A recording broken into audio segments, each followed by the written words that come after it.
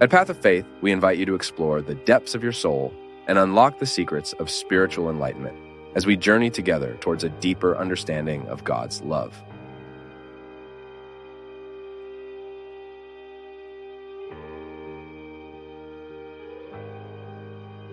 God brought us here, my people, with a purpose.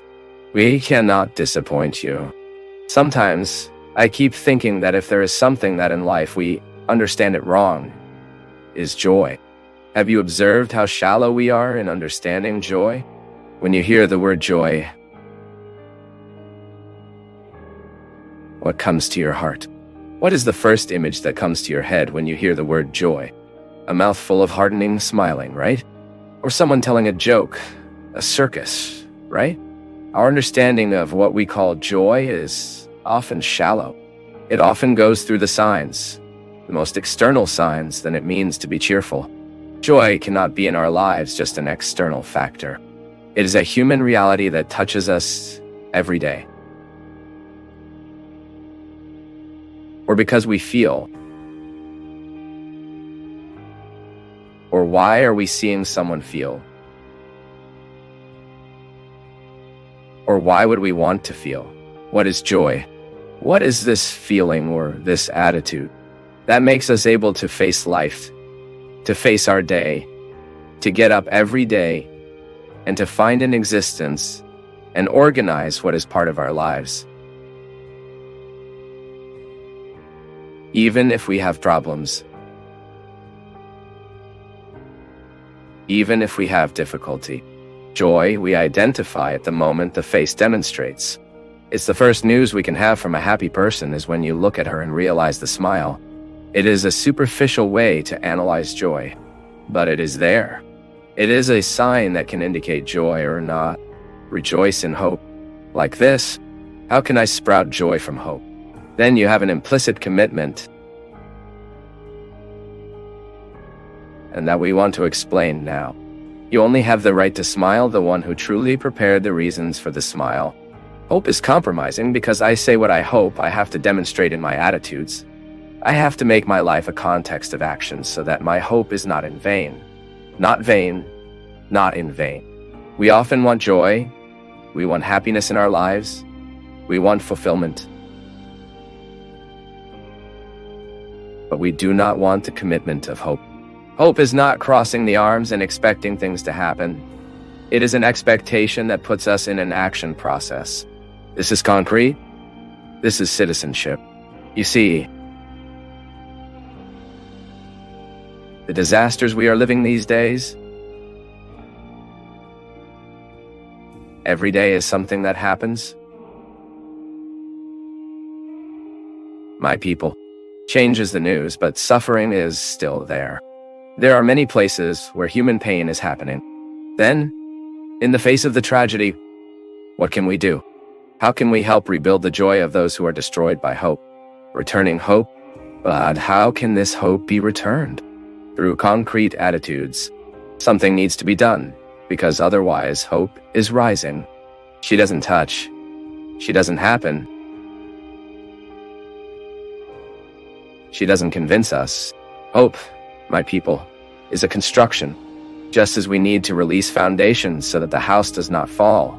The people need to be careful of all the hardware, all the material that is being used to make this construction stand up this. But if we want joy without the commitment of hope, we will be disappointed.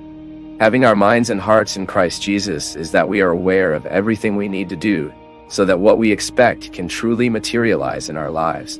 How much sadness comes to live inside us, preventing the arrival of joys precisely because we could not wait the right way. We waited for his arms crossed.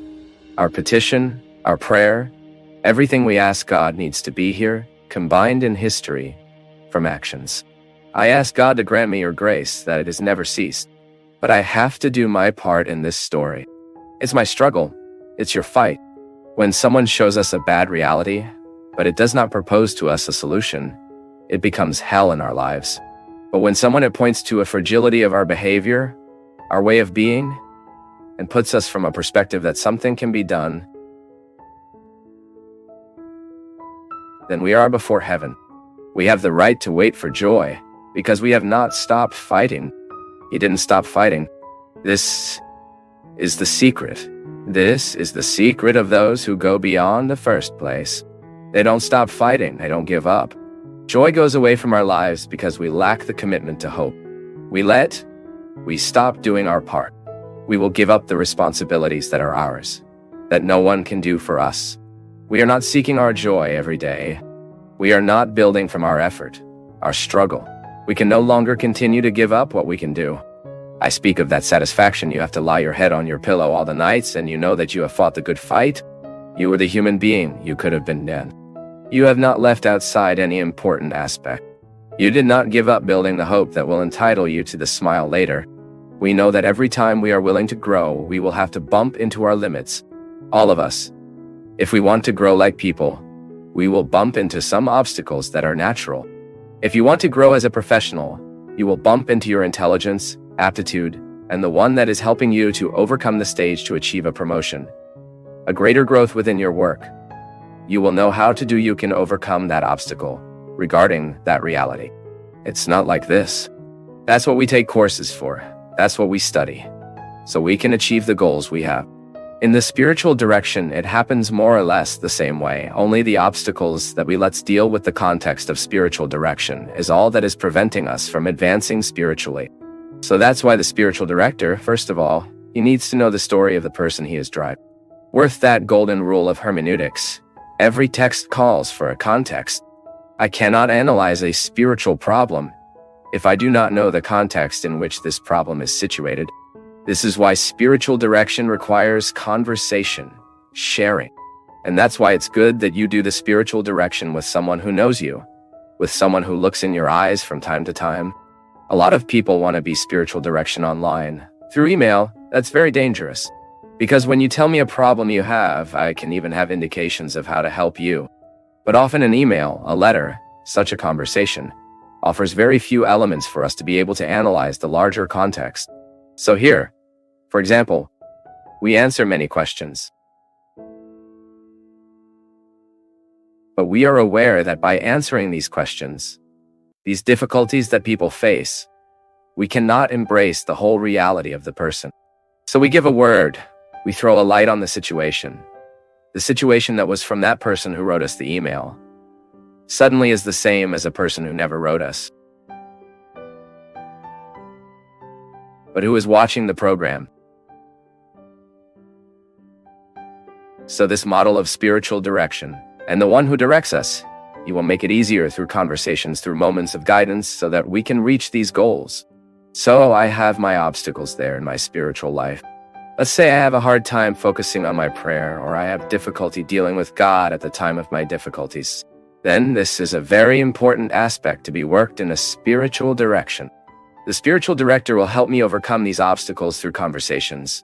He will guide my way of praying, know my way of praying, and with me build more and more my Christian identity.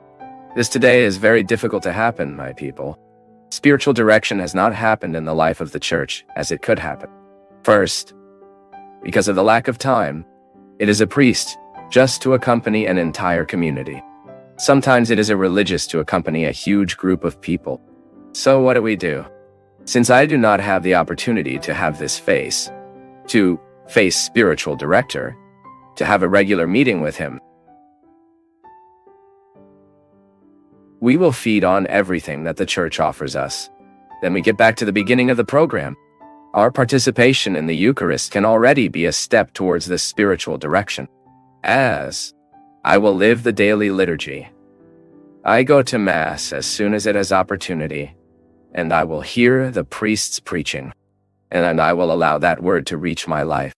I start following the steps, my walk project from the preaching of the gospel. Suddenly we have many spirituality books that are very important in our growth itinerary. And then you have consecrated authors of spirituality. St. John of the Cross. St. John of the Cross has beautiful works on this spiritual itinerary. Teresa de Avila, Saint Teresina of the Child Jesus.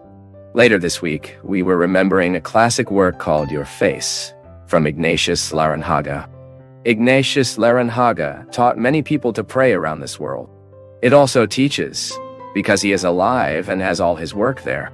Many of us were formed, from a spiritual point of view, with the influences of Ignatius Larenhagen, with his works, with his writings. So, you see, we need to look for clean water so we can quench our thirst. I say again, nothing will replace our life in the church. Nothing will replace our walk of Christians, our life in community, our daily lives. In our participation, in our experience of faith, now we have the parallels that help us too. It's the surroundings, right? A book you read, an author that you know is serious, that takes this mission to guide people from the spiritual point of view that indicates us ways. Because sometimes, I am reading a book and God puts that book in me hand is not to read it all. I need to read it all so I can reach that part God had reserved for me. How many times do you have this feeling, right? It's reading the book and suddenly that phrase is all lit before your eyes and you have that clear feeling. I needed to read this part. And then something inside you get lighter. It is as if you went through the opportunity to be removed from that obstacle that once hurt you. You see, the spiritual direction happens like this. So sometimes, on the program you are watching, you hear a phrase that you have a clear feeling that you have removed the weight you previously weighed on you. Or you won the key to interpret that problem you had and couldn't interpret it the right way, sometimes listening to what I was saying to someone else. You find out something very important that will help you in a decision you need making, or something that provokes in you a joy, a will to live, that you have the clear sense that it was God's voice in your life. This is spiritual direction. When we live this itinerary, so we can reach the place God has prepared for us. Many people stop coming there, stop growing from a spiritual point of view, precisely because they have no one to share with. The sharing is very important. We need to vent a lot. Everyone in life has the need to blurt out. There comes a time when we don't realize everything alone. We need someone who listens to us, or sometimes we need someone who tells us. And spiritual direction gives us these two opportunities to say and also to be heard.